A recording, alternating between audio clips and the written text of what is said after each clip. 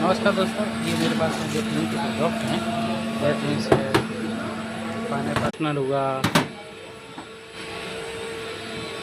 Coconut milk हुआ, कोई room की टीन। ध्यान से सुनिए, इसका रीज़न क्या है कि जैसे मैं इसको खोलता हूँ, ठीक, सब लोग इसको खोलते थे, खोल के इसमें ऐसे रखते थे, डीप फ्रीजर में डालते थे किसी में, तो इसका 1 से 1.5 दिन का वैलिडिटी रहता है, इसमें रखते। इसको क्या है, किसी बर्तन में निकाल के रखोगे तो अच्छा रहता है, नहीं तो इसमें रहेगी तो बहुत ख़राब हो जाएगी। इसमें रहती तो हाइजीनिक का ध्यान रखना पड़ता है, और अगर इसको खोल के तुरंत दूसरे बर्तन में करना चाहिए, और उससे अच्छा रहता है कोई भी सामान, और उसके लिए खोल के अलग रखना चाहिए।